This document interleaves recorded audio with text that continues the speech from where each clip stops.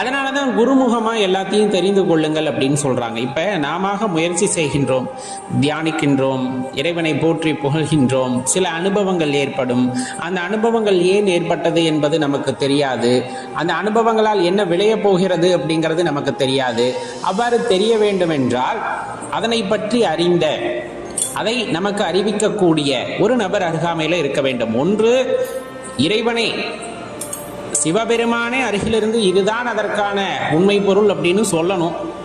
இல்லையா, அதை பற்றி சற்றே அறிந்த, அதில் கொஞ்சம் ஞானம் அடைந்த ஞானாசிரிய பெருமக்கள் அல்லது குருமார்கள் அருகாமையில் இருந்து இதன் பொருள் இதுதான் என்று நமக்கு விளக்கினால்தான் அதனை பற்றி உணர முடியும். அதனால தான் சொல்றது, இறைவனே குருவாகவும் குருவே சில நேரங்கள் நமக்கு வழிகாட்டியாகவும் இருந்து உதவுவார்கள். அதனால தான் இறைவனிடம் மன்றாடி கேட்டுக்கொள்வதெல்லாம், இறைவா எனக்கு ஒரு குருவை வரமாக தாருங்கள் அப்படின்னு கேளுங்கள்னு சொல்றது. ஏன்னா பல ஐயப்பாடு நமது மனதினுள்ளே எழுந்து கொண்டே இருக்கும் ஆன்மீகத்தில் இருக்கும் போது. ஏன்னா பல விஷயங்களை தினமும் நம்ம செய்து கொண்டே இருப்போம், புதிதாக அனுபவம் வந்து கொண்டே இருக்கும். அதில் உண்மையா பொய்யா ஒன்றுமே தெரியாது. சித்தாந்த வகுப்புகளை கேட்கும் பொழுது அல்லது சித்தாந்தத்தை படிக்கும் பொழுது ஒரு தெளிவு உண்டாவது போல் தோன்றும். அதாவது சூரியனை மேகம் மறைத்திருந்து மெதுவாக விலகுவது போல் தோன்றும்.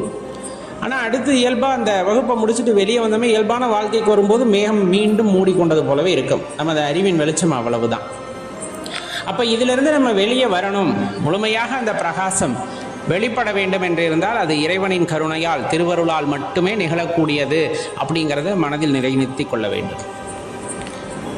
பெரும்பாலுமானவர்களுக்கு அந்த அனுபவம் ஏற்படுகிறது, இல்லை என்றெல்லாம் சொல்லவில்லை. இறைவனை அறிந்து கொள்ளக்கூடிய அந்த அனுபவம் ஆரம்பத்திலே கிடைக்கிறது. அதை பற்றின தெளிவு இல்லாததன் காரணமாக இயல்பான வாழ்க்கைக்கு மீண்டும் திரும்பி விடுகிறார்கள். இயல்பான வாழ்க்கைனா என்ன? மறந்துறது. எதை நாம் உணர்ந்து கொண்டோமோ, எதை பற்றி நாம் தெரிந்து கொண்டோமோ அதை உடனே மறந்து விடுவது.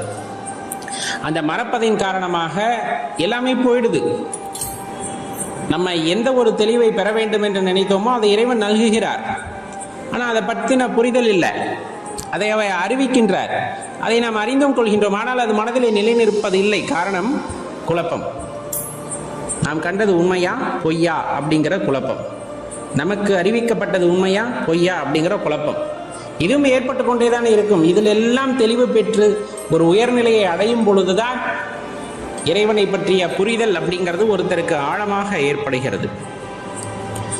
அந்த ஆழமான தேடுதலின் காரணமாகவே நம்மால் அந்த அறிந்த சில விஷயங்களை, இறைவன் நமக்கு அறிவித்த சில விஷயங்களை நிலையாக மனதிலே நிலைநிறுத்தி கொள்ள முடிகிறது. இது அனைவருக்கும் சாத்தியமான சாத்தியம்தான். ஆனால் அதுக்கு திருவருள் கருணை அப்படிங்கிறது, திருவருள் அப்படிங்கிறது நமக்கு அவசியம் தேவைப்படுகிறது. இறைவனே கதி, அவ்வளவுதான். அவரு பார்த்து இவனுக்கு தெரிவிக்கணும் அப்படின்னு நினைச்சா தெளிவிச்சிருவார். அவரு பார்த்து இவனுக்கு அறிவிக்கணும் அப்படின்னு நினைச்சா அறிவிச்சிருவார். அறிவித்தது இவன் மண்டையிலே நிலைக்க வேண்டும், நிலை பெற்றிருக்க வேண்டும் என்று நினைத்தால் நிலை பெற்றிருக்க செய்து விடுவார். அதற்கு தகுதியான பாத்திரமாக நாம் மாற வேண்டும் அப்படிங்கிறது தான் ஒரே ஒரு நோக்கமாக இருக்க வேண்டும். போற போக்கில் இவனை ஒரு அடி அடிப்போம் அப்படின்னு அவர் நினைச்சா கூட அதுக்கு தகுதியானவர்களாக நாம் இருக்க வேண்டும். எல்லாத்தையும் அவர் அடிக்கிறது இல்லையே, செலமா கூட அடிக்கலாம் இல்லை. இன்னும் பாரு, நான் வேண்டாம் வேண்டாம்னு சொன்னால் விடாம தன்னை அறிந்து கொள்ள வேண்டும், என்னை உணர்ந்து கொள்ள வேண்டும் என்று நினைக்கிறானே அப்படின்ட்டு போற பாக்கில் ஒரு உணர்தலை செய்வோம் அப்படின்னு அவருக்கே தோணணும். அந்த திருவருள் நமக்கு கிடைக்கும் பொழுதுதான் இப்ப நம்ம சொன்ன அந்த அறிவித்தல் அப்படிங்கிற அந்த நிகழ்வு நிலையாக நம் மனதிலே குடிகொண்டு இருக்கும்.